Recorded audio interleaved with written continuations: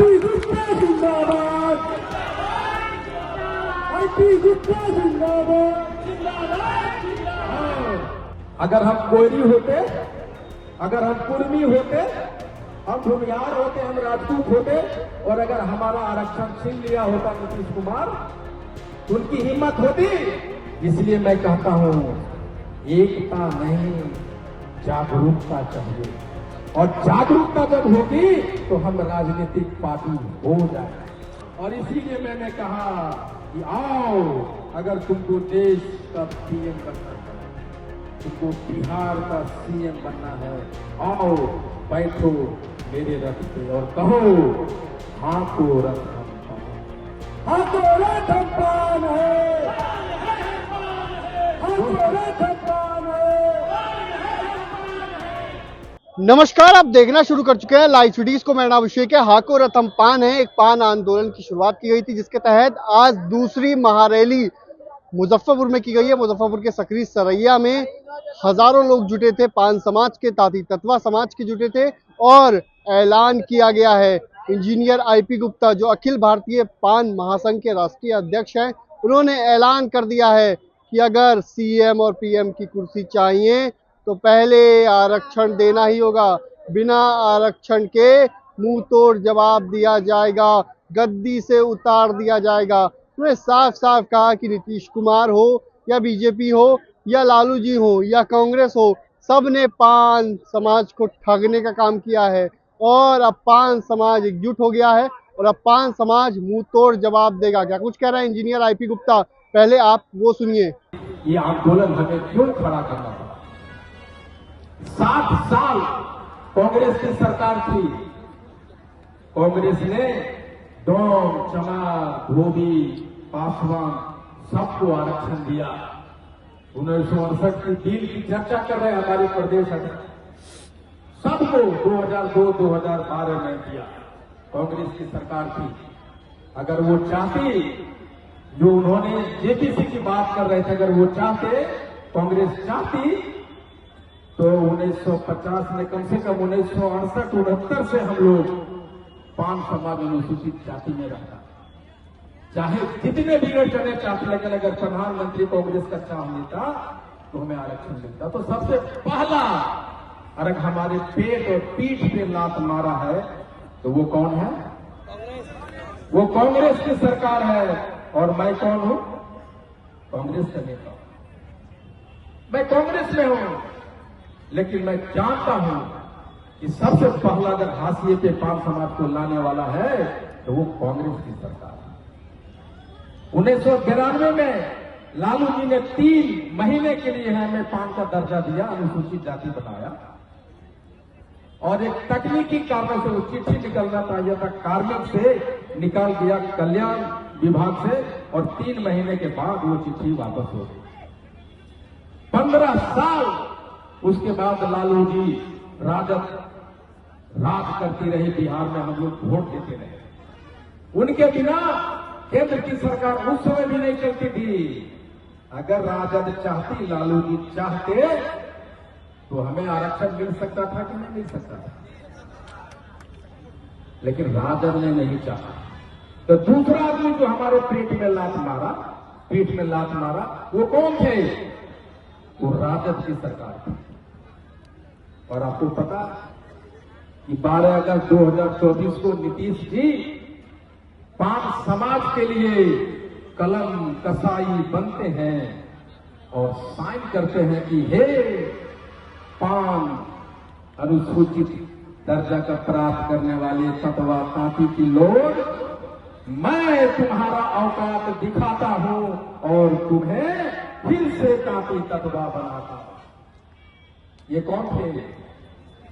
ये हमारे माननीय मुख्यमंत्री, जिनको हमने कंधे पे बिठा के 2015 के बाद कुर्सी तक पहुंचाया, सीएम बनाया। 9 साल तक, 9 साल में पान समाज में लाखों बच्चा पैदा हुआ। 2015 में लाखों बच्चे, वो क्या बन के पैदा हुए? पान अनुसूचित जाति बन के पैदा हुआ। और 12 अगस्त 2024 को वो बच्चा जिसका कोई दोष नहीं है वो क्या बन गया? तांती ततवा बन गया। वो बच्चे जो हमारे बेटी बेटियां पान बन के पैदा हुई, उसको तांती ततवा बनाने वाले, उसका क्या नाम है? उसको किसकी सरकार है? वो जदयू की सरकार है। यानी तीसरा जो हमारे पेट पे लात मारा वो जदयू की सरकार है। ये 9 साल तक हम अनुसूचित जाति बने रहे और हमने डिलीशन के लिए बिहार सरकार ने एक प्रस्ताव भेजा भाजपा को कि तांती ततवा जो शब्द है भारत सरकार में उसको डिलीट कर दीजिए। 9 साल हम लोग दौड़ते रहे, आते रहे, जाते रहे, भाजपा को पानी पी पी के वोट देते रहे, लेकिन उन्होंने डिलीशन नहीं किया। अगर वो डिलीशन करते तो सुप्रीम कोर्ट में हम लोग केस जीतते तो सबसे आखिरी लाख हमारा वोट लेके हमारा ही पेट पे किसने मारा? वो भाजपा की सरकार है। तो हमारे लिए कांग्रेस हो, राजद हो, जदयू हो, भाजपा हो, समय समय पे सबने अपने पैर निकाले और एक एक करके हमारे पेट पे पीट के मारते रहे। वक्त था नीतीश जी राजनीति की गोटियां खेलने में भारत में सबसे माहिर है। राजनीति उनसे बढ़िया कोई नहीं करता, कोई नहीं जानता। इसीलिए मुख्यमंत्री बने हुए हैं, 11वीं 12वीं बार मुख्यमंत्री बने हैं। लेकिन माननीय मुख्यमंत्री जी, आपने एक बार और अपने जीवन की आखिरी राजनीतिक गलती कर दी है। आपने पान तांती ततवा को समझने की भूल, राजनीतिक भूल कर दी है आपने। और उस राजनीतिक भूल को पान तांती ततवा अब आपको दोबारा सीएम की कुर्सी तक नहीं पहुंचने देगा। आपके पास मौका था, आप चाहते तो हम लोग जो बार बार कह रहे थे कि माननीय मुख्यमंत्री जी सुप्रीम कोर्ट के आदेश है कि आपका नोटिफिकेशन रद्द हुआ, हमसे मिलिए, हमारे दुख में शामिल होइए। हमारे लोग जाते रहे, हम चिट्ठियां लिखते रहे, हम अपॉइंट के लिए समय मांगते रहे मिलने के लिए, लेकिन उनके पास अन्य लोगों के पास मिलने के लिए समय था, लेकिन वो हमें अपने जूती के नोक पर रखने वाले औकात के बराबर समझते थे, इसलिए उन्होंने मिलने का समय नहीं दिया। एक मौका था, मिल सकते थे, हमारी आंसू पोंछ सकते थे, आपने अपनी पहली मौका गंवाया।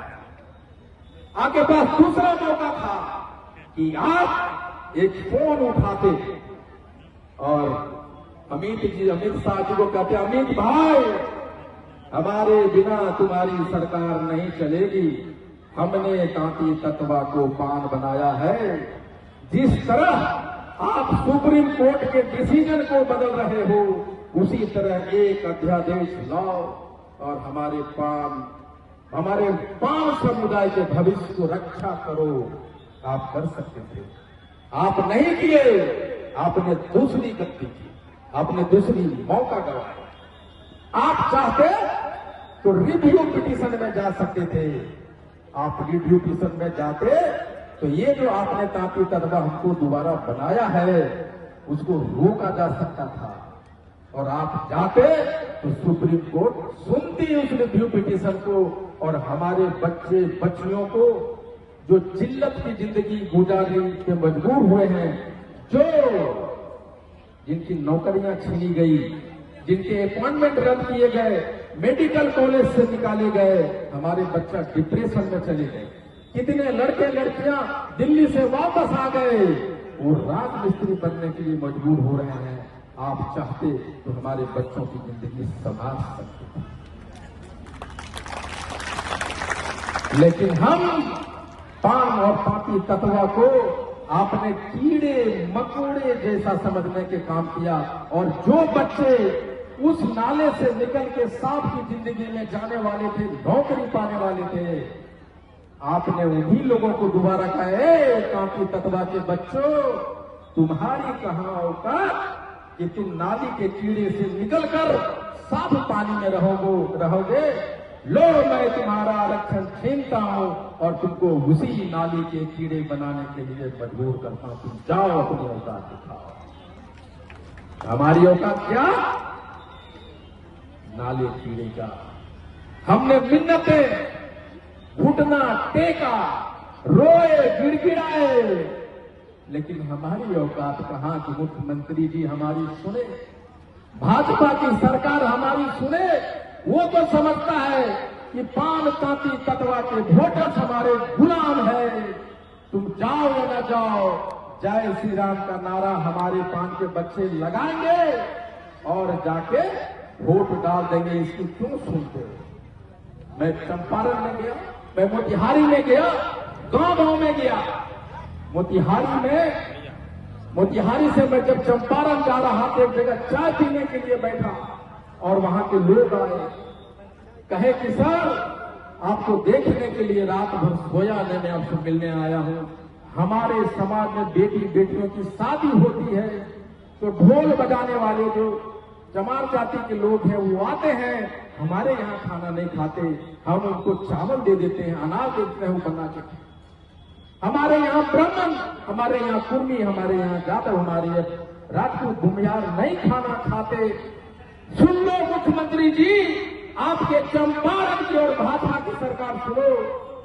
जो चंपारण के पान समाज के लोग की अवस्था आज भी है, उसके घर में छुआछूत है।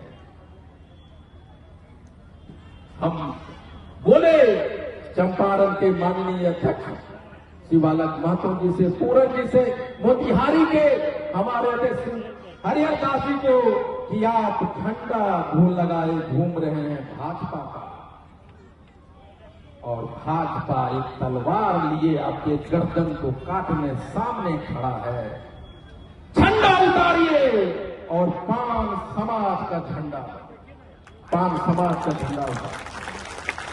और उन्होंने वो झंडा निकाला।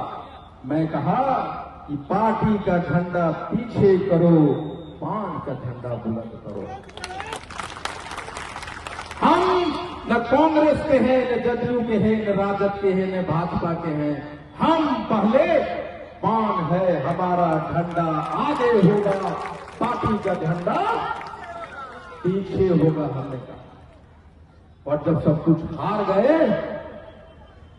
तो मैंने सोचा कि अब क्या होगा। सरकार ने मुझे, हम लोगों को, पान जाति के लोगों को जहाज से समुद्र में फेंक दिया है, बीचों बीच।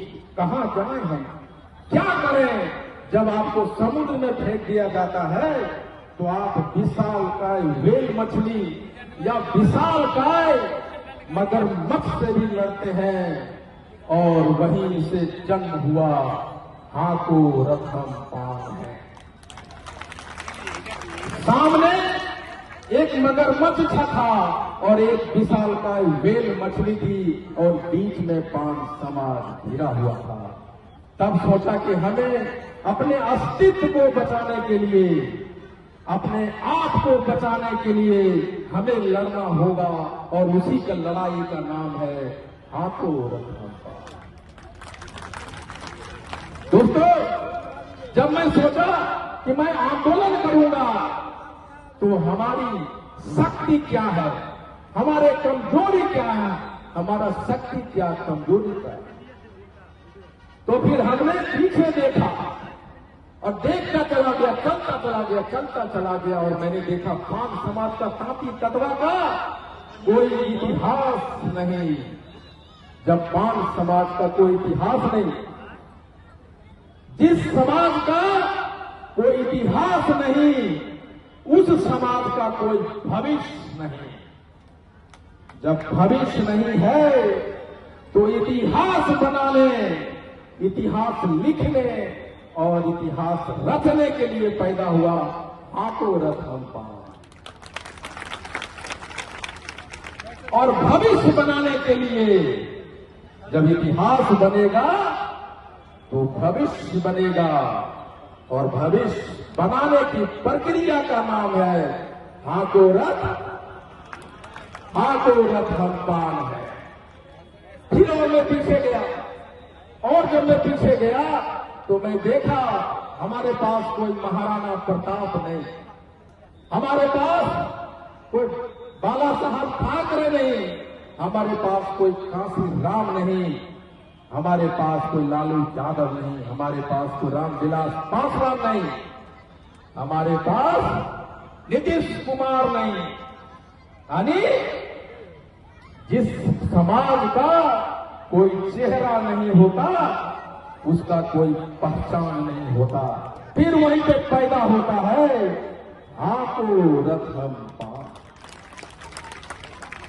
हाथों रथ हम पान है, जब गली गली चलेगा तो चेहरा बनेगा। मुजफ्फरपुर में चेहरा बनेगा, सीतामढ़ी में चेहरा बनेगा, दरभंगा में बनेगा, मधुबनी में बनेगा, हर जगह चेहरा का निर्माण होगा। और बिहार में देश लेवल पे भी चेहरा का निर्माण होगा, और कहेगा ये देखो ये पान समाज का चेहरा है। और आज इस ग्राउंड पे इतनी भीड़ देख के ये सिर्फ मुजफ्फरपुर में नहीं पूरे देश को दिखाया है कि हाथों रथ हम पान चेहरा निर्माण के लिए और इतिहास बनाने के लिए मैदान को छोटा कर दिया। मतलब क्या होता समझते हैं? अगर हम कोयरी होते, अगर हम कुर्मी होते, हम भूमियार होते, हम राजपूत होते, और अगर हमारा आरक्षण छीन लिया होता नीतीश कुमार, तो उनकी हिम्मत होती, बोलते यार ये तो पॉलिटिकल जात है, ये पॉलिटिकल जात है, इसकी आरक्षण नहीं छीनो। आप मूसर जाति को सीखिए उनसे, उनके पास ढंग के कपड़े नहीं, उनके पास खाने के पैसे नहीं, घर नहीं, लेकिन उनके समाज में मुख्यमंत्री है, एमएलए है, मंत्री है, एमपी है। हमारे पास क्या है? इसलिए मैं कहता हूं एकता नहीं जागरूकता चाहिए, और जागरूकता जब होगी तो हम राजनीतिक पार्टी हो जाए। हमने जब चुनाव लड़ा विधानसभा में सिकंदरा में, तो सारे मुसहर समाज हमारे साथ थे, लेकिन एक मांझी को टिकट मिलता है और 5 गो उसका नेता आता है मुसहर समाज का, और हाथ जोड़ के खड़ा हो जाता है, कहता है गुप्ता सर हमारा जात का नेता खड़ा हो गया है, हमको माफ कीजिएगा, हम आपको वोट नहीं दे पाए। और इसीलिए वो ऐसा क्यों कहा? क्योंकि वो पॉलिटिकल जात है। पॉलिटिकल जात अपने अधिकार के लिए लड़ता है, अपना नेता पैदा करता है। हमने कहा जेपी आंदोलन को देखिए, जेपी आंदोलन जब हुआ तो देश में 100 नेता पैदा हुआ। अन्ना का आंदोलन हुआ तो केजरीवाल का टीम पैदा हुआ। पान आंदोलन हो रहा है, और पान आंदोलन से पूरे बिहार में 100 शेर नेता पैदा होगा। पान समाज जिंदाबाद, पान समाज जिंदाबाद। और वो जो शेर नेता पैदा होगा उसमें कोई लालू बनेंगे, कोई नीतीश बनेंगे, कोई मुलायम बनेंगे, कोई अरविंद केजरीवाल बनेगा। और 5 करोड़, यहां हम लोग 80 लाख हैं, पूरे भारत में 5 करोड़ कांटी तत्वा पान है। हमें आरक्षण दो, हम डीएम एसपी बनेंगे, और इस 5 करोड़ वोट से हम पीएम और सीएम भी बनेंगे। आईपी गुप्ता जिंदाबाद, आईपी गुप्ता जिंदाबाद। और इसीलिए मैंने कहा कि आओ, अगर तुमको देश का पीएम बनना है, तुमको बिहार का सीएम बनना है, आओ बैठो मेरे रथ पे और कहो हाथों रथ हम पान, हाथों रथ हम पान है, हाथों रथ हम पान तब हमने कहा कि रथ चलाएंगे, हमारा रथ चलेगा। और मैंने ये भी कहा हम यहीं नहीं रुकने वाले, हम जमीन पे रथ चलाएंगे और ये आंदोलन जमीन से आसमान पे ले जाएंगे, हेलीकॉप्टर उड़ाएंगे। ये पान का झंडा हमारे रथ पे है और हमारा हेलीकॉप्टर पे भी होगा। हम आसमान में भी कहेंगे हाथों रथ हम पान है, हाथों रथ हम पान है, हम पान है। कैसे संभव है? आखिर कैसे मिलेगा हम आरक्षण? आखिर इसका मतलब क्या होता है? 2 दिन, महज 2 दिन में हमारा आरक्षण वापस आएगा। एक दिन तो वो कि आप यहां 25-30 हजार लोग जमा हो गए, एक दिन ये है। आपको नहीं पता इसमें बिहार सरकार के ढेर सारे सीआईडी घूम रहे होंगे, भारत सरकार का आईडी वाला घूम रहा होगा और रात में एक अर्जेंट कॉल भेजेगा माननीय मुख्यमंत्री जी को और प्रधानमंत्री जी को कि सर ये पान समाज तो पगला गया है, कुछ नहीं सुनता है। इस पागल को ठीक करने का एक ही इंजेक्शन है, आरक्षण वापस करो। मोदी नीतीश होश में आओ। तो आपने सुना कि इंजीनियर आईपी गुप्ता ने क्या कुछ कहा है। मंच से कई बड़े ऐलान किए हैं, काफी गुस्से में दिखाई दिए हैं और साफ साफ कहा है कि हमारा आरक्षण वापस देना ही होगा, नहीं तो इसका जवाब दिया जाएगा। सीएम और पीएम को गद्दी से उतार दिया जाएगा। 150 सीटों पर हम अपनी ताकत दिखाएंगे और ताकत ऐसी दिखाएंगे कि कुर्सी से उतर जाएंगे। तो बने रहिए लाइव सिटीज के साथ, हमारे यूट्यूब चैनल को सब्सक्राइब करिए। धन्यवाद।